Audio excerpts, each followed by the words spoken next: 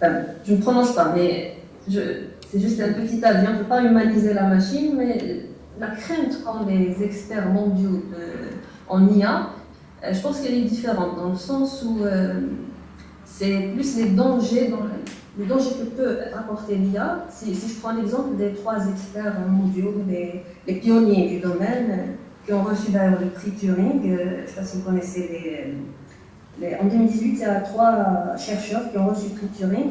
Le prix Turing, c'est l'équivalent du Nobel pour les informaticiens. Donc il y a Jeffrey Hinton, qui travaille pour Google. Il y a Yann LeCun, qui travaille pour Meta. Et il y a aussi comment ça s'appelle Bengio, voilà, Joshua Bengio. Alors, les 3, ils ont eu le prix Turing. Donc parmi eux, il y en a 2 qui voient en IA un grand danger. Et le 3e, il voit que c'est non, pas de danger réel de l'IA. Donc entre les experts, ce que ça veut dire qu'entre les experts du domaine à l'échelle, les experts mondiaux du domaine, ils ne sont pas d'accord entre eux. C'est des prévisions, des prédictions, on verra ce que l'avenir nous dira. Mais Bengio, par exemple, il dit que parmi les dangers de l'IA, c'est qu'on va l'utiliser. On revient à notre utilisation de l'homme. Bon, il donne un autre exemple que je trouve extrême, c'est dans le sens où l'IA va vouloir s'auto-préserver, c'est-à-dire elle nous empêchera de l'éteindre. Ce sont ses propres paroles. Un film de science-fiction, c'est l'expert qui le dit. Et donc là, justement, ces travaux, ils vont vers une IA plus sûre et plus fiable, et si jamais elle génère une action qui puisse nuire, l'action ne va pas se faire. C'est ça, c'est Bengio qui le dit. Hinton, il dit on peut avoir des soldats tueurs si l'IA est injectée dans les armements militaires, etc. Par contre, Yann LeCun, il dit non, on contrôle l'IA, on pourra la contrôler, quelles que soient les avancées qu'on fait. Donc, vous voyez que là, il y a une divergence d'opinion et ça va d'une extrême à l'autre.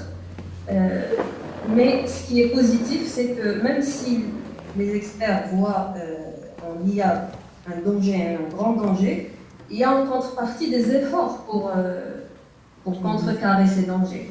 J'ai donné l'exemple des travaux de Bengio, donc c'est un universitaire, donc il travaille avec des étudiants en laboratoire de recherche classique. Il y a des travaux qui sont là pour limiter, pour limiter pas l'IA, pour limiter les effets qui peuvent être dangereux de l'IA.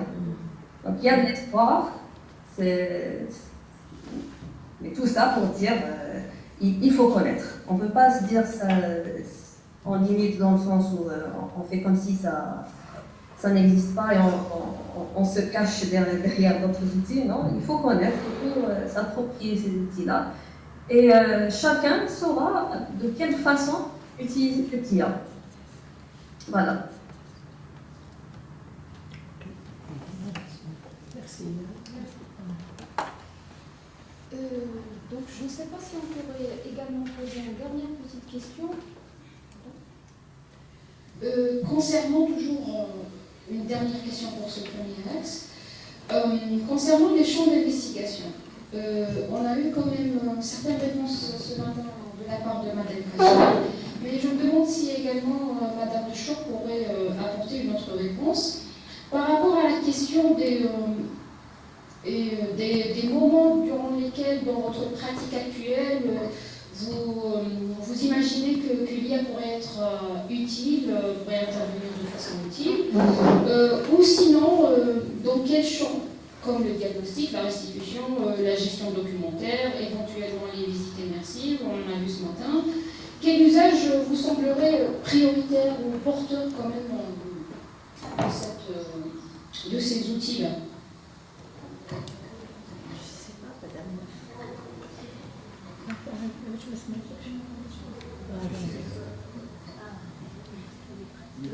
Vous avez le micro éteint,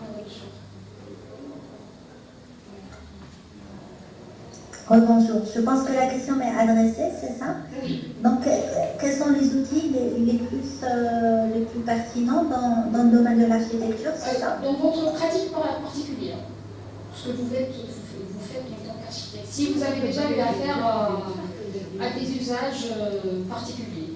À quel moment vous l'utilisez? Oui, alors moi je travaille dans le domaine du BIM, donc c'est déjà utilisé, surtout pour les grands projets. Donc, utilisé dans l'automatisme des tâches pour réduire pour réduire de beaucoup le temps de travail. Donc c'est généralement des plugins, tout dépend avec quel logiciel on travaille. Donc quand on travaille avec le BIM, on est soumis à un document qu'on appelle le BIM Execution Plan. Donc ce document définit les logiciels qu'on doit utiliser. Ce n'est pas le maître d'œuvre qui choisit les logiciels. En fait, c'est choisi dès le départ par le maître de l'ouvrage avec un document qu'on appelle Exchange Information and Requirements, c'est EIR. Et donc, dans ce document, c'est la charte BIM. Donc, les agences d'architecture, d'engineering, etc. répondent par un document qui s'appelle BIM Execution Plan. Et à ce moment-là, on donne on fournit tous les logiciels. Donc, on répond à la charte. Donc, c'est eux qui exigent les logiciels en général. Nous, on répond. Donc, quand on répond, parmi ces logiciels, donc tout dépend des logiciels utilisés. Les plus répandus, bien évidemment, actuellement, sont les logiciels d'Autodesk. Et Autodesk a beaucoup développé des applications, des plugins dans les logiciels utilisés. Donc, notamment dans Revit, il y a beaucoup de plugins qui sont utilisés. Dans Navisworks, donc ça va être sous forme de plugins. Et si on parle par exemple de suivi de chantier, pareil, tout dépend des chantiers. Donc quand ils sont de grande envergure, donc il y a vraiment des outils très sophistiqués qui sont utilisés, notamment dans les engins de chantier qui sont connectés. Un engin, par exemple, quand il fait un terrassement, il est connecté, il y a l'intelligence artificielle. Quand il fait un déblai, par exemple, il sait tout de suite quelle quantité il a déblayé. Tout de suite, c'est en temps réel. Et le suivi de chantier également, quand c'est de grands projets, les notions de sécurité sont très très importantes. Donc la reconnaissance faciale est utilisée dans les chantiers. Des chantiers par exemple quand il s'agit de grandes tours, la notion de sécurité est très très importante, ils payent très très cher des assurances et donc ils investissent dans des caméras de reconnaissance faciale pour voir si par exemple les ouvriers n'ont pas mis le casque, par exemple, ou n'ont pas suivi les procédures de sécurité. Donc, c'est tout de suite transmis et donc ils prennent des dispositions par rapport à ça.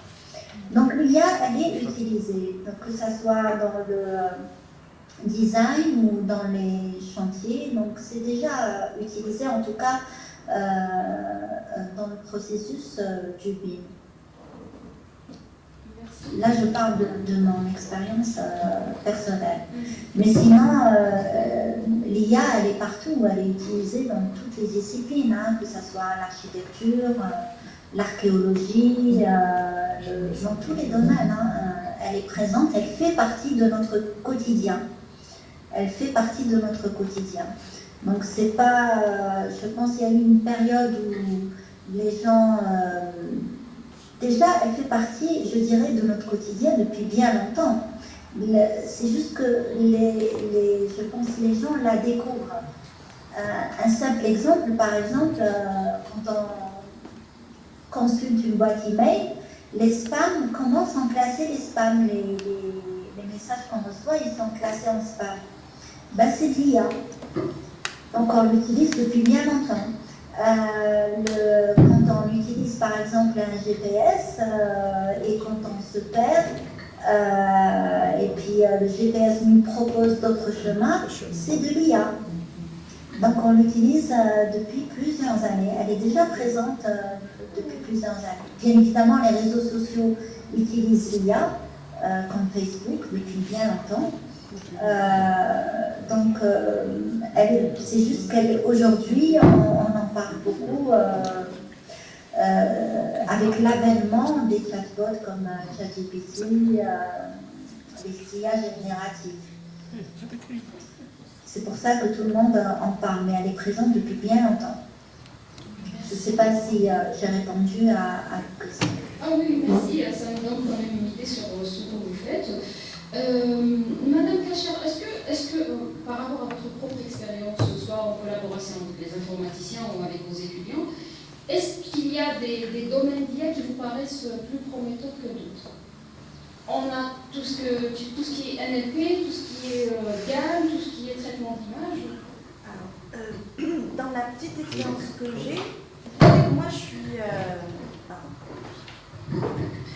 C'est vrai que moi je suis architecte, mais je suis enseignante, chercheur. Donc, pour le moment, moi, mis à part ce qu'on utilise, enfin l'IA qu'on utilise dans notre quotidien, comme le GPS et autres, c'est-à-dire dans la pratique de l'enseignement, je vois un peu comment est-ce que l'IA peut évoluer. Je pense qu'elle va changer notre pratique de l'enseignement. La recherche, elle est déjà. Par exemple, on a parlé tout à l'heure des traducteurs.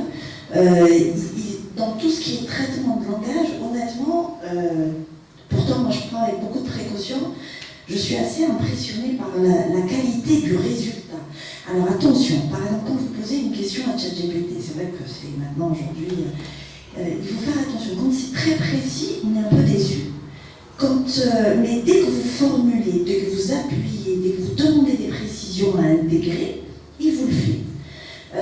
Après, bon, bien sûr, c'est vous qui décidez. Si ça vous satisfait, vous prenez tel quel et vous réutilisez. Comme tout à l'heure, je ne sais plus qui l'a dit, par exemple, dans ma gestion de mail, c'est très facile. Je lui donne l'idée et lui, il produit. Mais dans mon travail scientifique, je reste un peu sur ma faim par rapport à certains aspects. Je vous ai montré tout à l'heure par rapport aux petites statuts, ça c'est un petit travail comme ça d'étudiant. Mais dans la façon avec laquelle on appréhende l'enseignement, d'habitude, on donne un exercice à un étudiant et après on lui demande le dossier graphique, par exemple d'une maison, d'un petit bâtiment. Là, on se rend compte que, alors il y a eu aussi dans le travail de master, par exemple dans le travail de master, ce qui a été génial, c'est que d'habitude il y avait de ces fautes d'orthographe, de ces fautes de grammaire, cette année les rapports étaient nickel. En anglais, aucun problème. Parce que moi, avec l'introduction de l'anglais, qu'est-ce que je leur dis aux étudiants? Première année, je leur dis les panneaux obligatoires en anglais, d'abord au l'instant. L'écrit, je le veux en anglais. L'expression, vous avez les trois langues, français, arabe, anglais. Vous êtes libres, surtout les premières années, parce qu'ils ne sont pas encore habitués aux techniques. Mais les masters, non, je suis au 4e, 5e année, vous avez quand même de l'expérience et du recul sur la discipline. Et bien d'habitude, c'est quasi illisible, mais là, c'était un plaisir. Mais faut pas mentir. Faut pas mentir. Donc ça donne un énorme coup de main. C'est clair que l'étudiant, quand on lui pose une question, dans la même phrase, mais du français et de l'arabe, il n'est pas capable d'avis. Le rapport était nickel, sans faute, sans impeccable. Donc, mais l'idée est là. L'idée est là. Je vous ai montré la restitution à partir de photos, le petit exercice que je leur demande, la modélisation paramétrique. On peut savoir si c'est lui qui l'a fait. C'est lui, c'est la modélisation ou quoi. Dans l'écrit, dans la façon avec laquelle les choses sont expliquées, les étapes, etc., la méthodologie, quand il est, c'est-à-dire bon, on l'oriente, on le guide, c'est ça le master, c'est une initiation à la recherche. Donc dans cet aspect-là, je trouve que quand même ça aide. Du coup, à l'étudiant, on sait que le travail, c'est-à-dire la modélisation, c'est lui qui fait. Quand on a le résultat, le rendu, etc., la distance de référence, la correction de la proportion, les échelles, les choses comme ça, c'est lui qui fait. Du coup, le texte, on sait qu'il va se faire aider. On ne va pas tricher, on ne va pas mentir. Du coup, on va lui demander autre chose à l'étudiant. Je ne vais plus lui demander de corriger son texte. Il va se faire aider, donc je vais être plus exigeante envers l'étudiant sur un autre aspect. Par exemple, au niveau de la modélisation paramétrique, je ne vais pas me laisser seulement me décrire et me définir géométriquement un objet, me donner, par exemple, d'habitude, je lui demande 2 ou 3 variantes. Je vais lui en demander plus. Je vais lui demander de les localiser. Je vais être plus exigeante avec l'étudiant sur d'autres aspects.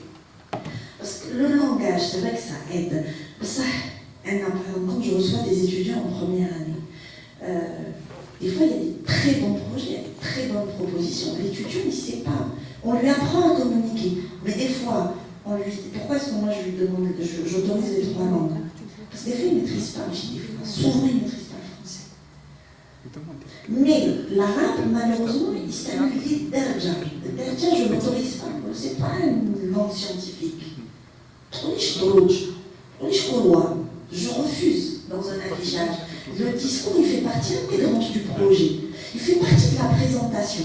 Tout comme on vient, on prépare les planches, l'échelle, elle doit être normalisée, le cartouche, il doit être à sa place, le nom, la surface, le nom des espaces, les activités, les fonctions. Sinon, on n'est pas pris au sérieux, c'est ça notre travail, c'est ça notre discipline, entre autres. Donc lui, quand il m'utilise, quand le discours accompagnateur, il vient et il n'est pas à la hauteur, je lui dis non, il y a une partie de ton projet que tu as raté, même si elle est bonne, donc il doit se préparer.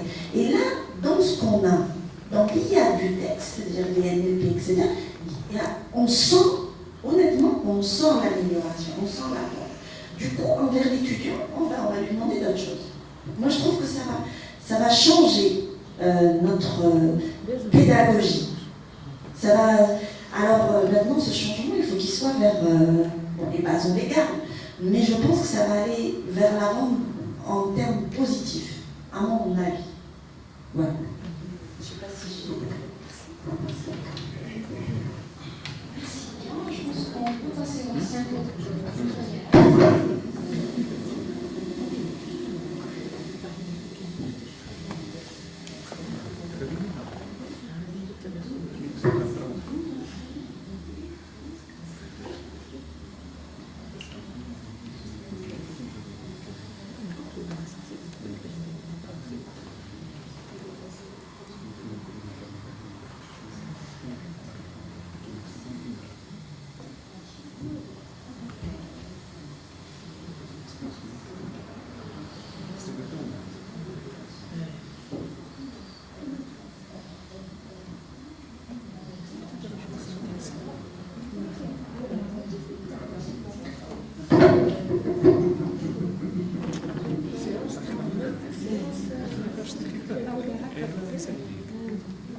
Bon, pour revenir vers la synthèse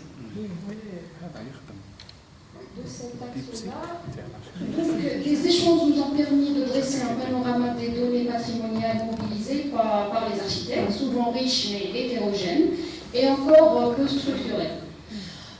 Notons ici que la notion de structuration diffère d'un domaine à l'autre. Leur accessibilité reste variable avec des enjeux majeurs autour de la numérisation comme outil d'optimisation du processus de restitution, simulation et de gestion de projet, par exemple l'HBIM, et de la centralisation des données et la décentralisation des processus en faisant appel aux différents acteurs. Ça permet également une maîtrise différenciée du détail, qui varie également selon le domaine, et de la sensibilité de l'information. D'autre part, les informaticiens ont souligné la nécessité d'une structuration en amont des données pour permettre leur exploitation par l'IA, ainsi que l'importance des formats standardisés et documentés toujours dans cette question de structuration.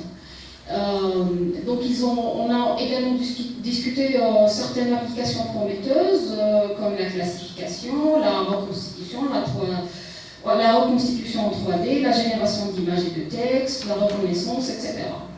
Les approches hybrides, on a surtout discuté tout ce qui est traitement d'images GAN, NLP et textuel de l'NLP, ont également été évoquées comme pistes innovantes et en insistant sur la nécessité de la structuration toujours, l'évaluation et la viabilité et des modes d'entraînement.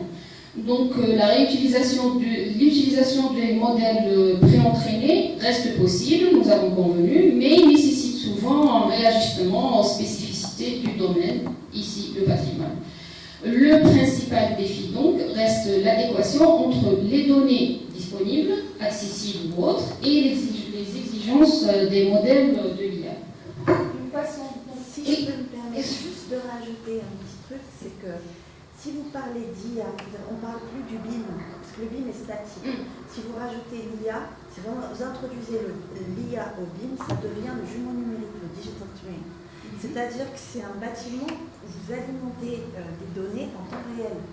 Par exemple, quelqu'un qui rentre les capteurs de température. Il y a eu une présentation le jour du lancement du mois du patrimoine, où il y avait quelqu'un qui a présenté, on ne parle plus de le BIM, ok, c'est une étape nécessaire avant le passage de l'IA, mais si vous introduisez l'IA, on parle de digital twin, c'est le jumeau numérique.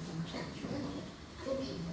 Donc on va corriger la synthèse. Non, on n'a pas de... On l'a complétée d'ailleurs. La Ça me compléter, permet quand même oui, de- parce que c'est une évolution. Hein. Est-ce qu'il y a d'autres choses qu'on pourrait rajouter du côté des archéologues ou des architectes également?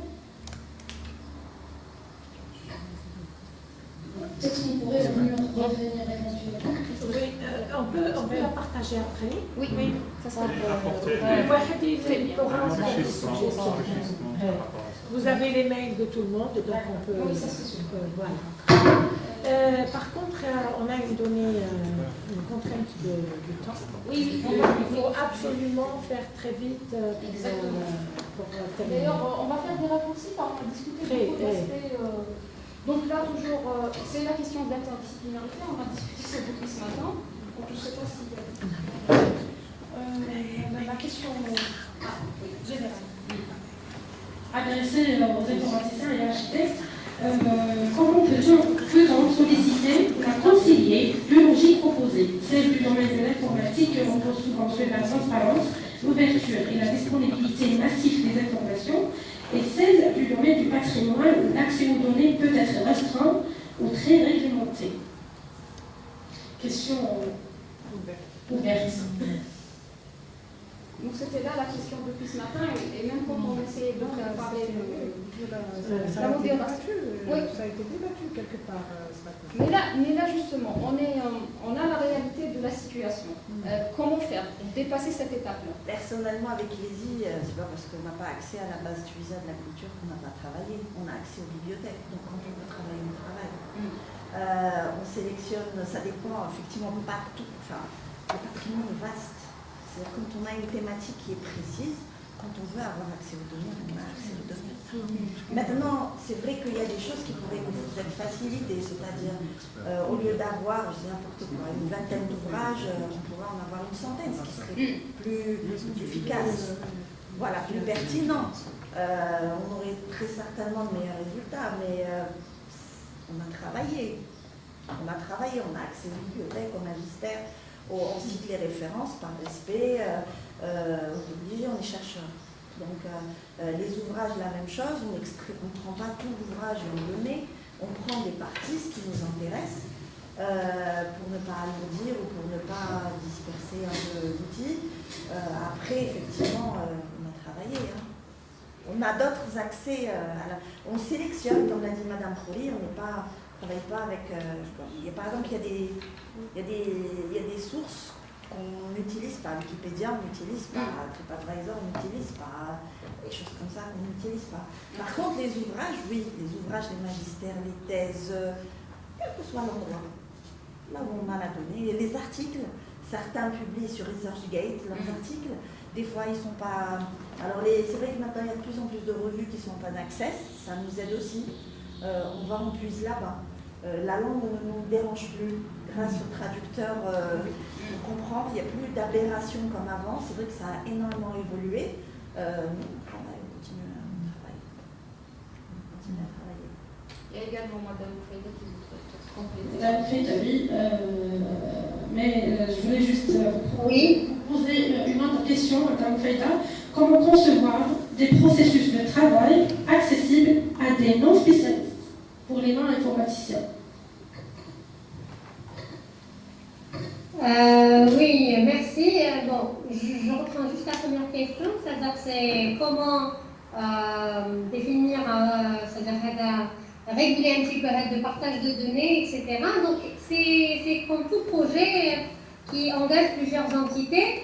C'est d'abord d'établir des conventions cadres, déjà entre peut-être les universités, etc. C'est des modèles, c'est au niveau stratégique qu'il faudrait, c'est au niveau de la tutelle, etc., qu'il faudrait définir ces conventions cadres qui vont être bien sûr détaillées et beaucoup plus affinées au niveau, quand on a un projet de collaboration, comme on l'a fait avec vous, donc à l'échelle des laboratoires, etc. Donc c'est une nécessité c'est-à-dire qui dépasse le chercheur. Donc c'est une nécessité qui va toucher un petit peu des niveaux hiérarchiques beaucoup plus importants qu'à l'échelle du chercheur. Donc et bien sûr c'est on va au ministère, donc au niveau du ministère par exemple l'enseignement supérieur, le ministère de la culture, il y aura aussi une convention pour pouvoir autoriser ou pas la diffusion de certaines données vers certaines informations au grand public. Donc là il y a un effort stratégique, des actions stratégiques à proposer à un niveau hiérarchique beaucoup plus important qu'à notre niveau chercheur. Donc ça c'est par rapport à la régulation du partage, etc. À qui appartient cette donnée, qui a le droit de la diffuser, si on a le droit de la diffuser à quelle envergure, etc., etc. Donc deuxième question, c'était par rapport à, je pense, là j'ai oublié déjà. C'était par rapport à, il me semble, comment mettre à la disposition des acteurs, des différents acteurs, la possibilité de travailler de manière concrète. Donc là, il y a des initiatives. Donc là, par exemple, avec l'EPO, on avait, il y avait des tests qui étaient démarrés. Nous, on avait notre expertise, on avait notre ressource humaine qui était, nous, les chercheurs et aussi nos étudiants. Donc il y avait déjà un cadre, il y avait beaucoup de volonté, beaucoup de bonne volonté, beaucoup de confiance.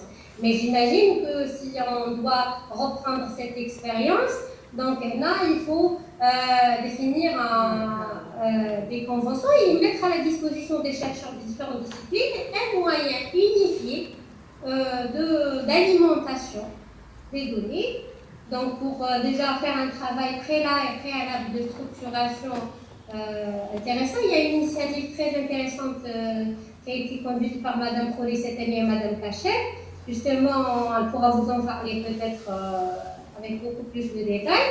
C'est que comment on va mettre en relation plusieurs acteurs, des archéologues, des historiens, des architectes, etc., pour leur permettre d'alimenter une même source de données unifiée qui sera exploitable plus tard par les outils de l'IA. Donc là, on sait le numérique, c'est partager des plateformes avec des rôles bien définis de plusieurs acteurs, venant de plusieurs disciplines différentes, pour alimenter, déjà centraliser la donnée déjà à l'alimentation. C'est-à-dire que chaque ouahdi va faire l'alimentation avec son propre protocole, avec ses propres étapes, avec sa propre description. Et on va dire qu'on va se confronter au problème, il y a une forte hétérogénéité des données, et donc ça nous fera un travail supplémentaire. Pourquoi pas de réfléchir dès l'alimentation des données, c'est-à-dire unifier les efforts et mettre en place un outil qui va justement nous permettre de travailler conjointement, simultanément sur l'alimentation d'une même ressource qui sera plus tard exploitée par différentes disciplines. Voilà. Merci, Madame Frida. Oui, Madame, question. Je rejoins totalement Madame Mofaïda, je pense qu'elle a tout dit. Moi, ce que j'aimerais rajouter, c'est qu'on peut s'inspirer justement du Breeding Information Modeling pour ça. La démarche, le workflow, tout est déjà, la stratégie, tout est écrit dès le départ, avant même de commencer le projet, tout est écrit. Donc à travers des chartes, EIR ou conventions, donc Team Execution Plan, donc tout est défini dès le départ. On travaille tous d'une manière collaborative, mais chacun a des accès bien définis. Le maître de l'ouvrage n'a pas accès, on travaille tous sur une même maquette numérique, Mais le maître de l'ouvrage, par exemple, n'a pas accès à toutes les données. Donc c'est défini dès le départ. Et moi qui suis architecte, je n'ai pas accès à toutes les données. Dès le départ, les données auxquelles j'ai accès, elles sont définies dès le départ et pendant tout le processus de la conception. Et c'est la même chose pour tout.